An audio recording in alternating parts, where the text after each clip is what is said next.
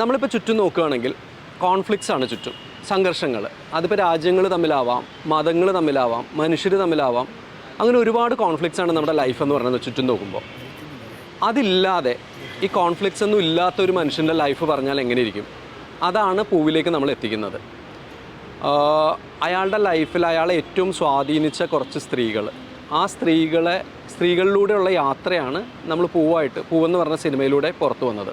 അതിന് നമ്മൾ ഉപയോഗിച്ചിരിക്കുന്ന ഒരു മീഡിയം എന്ന് പറഞ്ഞിട്ടുണ്ടെങ്കിൽ കേരളത്തിലെ ഏറ്റവും ബ്യൂട്ടിഫുൾ ആയിട്ടുള്ള കുറേ ലൊക്കേഷൻസ്, അതായത് അങ്ങ് തൊട്ട് അങ്ങ് കാസർഗോഡ് മുതൽ ഇങ്ങ് തിരുവനന്തപുരം വരെയുള്ള പല ലൊക്കേഷൻസിലൂടെയുള്ളൊരു യാത്രയാണ്, ഇയാളുടെ യാത്രയാണ് ഈ സിനിമ.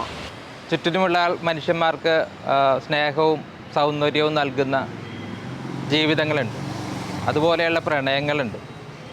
അപ്പം അത്തരം പ്രണയങ്ങളെ ഒരു സിനിമയിലേക്ക് കൊണ്ടുവരാനുള്ളൊരു ശ്രമമാണ്. വ്യത്യസ്ത തരത്തിലുള്ള സ്നേഹപ്രകടനങ്ങൾ, സ്നേഹത്തിൻ്റെ സ്വീകരിക്കലുകൾ, ആ സ്നേഹം ഒരു വ്യക്തിയെ രൂപപ്പെടുത്തലുകൾ. അപ്പോൾ ഇതാണ് ഈ സിനിമയിലേക്ക് ഞങ്ങൾ എത്തിച്ചതും ആ സിനിമയുടെ ഒരു കൗതുകവും ഒക്കെ. അപ്പോൾ എനിക്ക് തോന്നുന്നു ആ പ്രണയം വ്യത്യസ്തമായ ഒരു വിഷ്വൽ സ്കേപ്പിലൂടെ പറയാൻ സാധിച്ചു എന്നുള്ളത് ആയിരിക്കും ഇത് പലയിടത്തും കണ്ട പലർക്കും നമ്മൾ ആഗ്രഹിച്ചതുപോലെ അല്ലെങ്കിൽ അതിനേക്കാളും തീവ്രതയോടുകൂടി അത് അനുഭവിക്കാൻ കഴിയുന്നത്.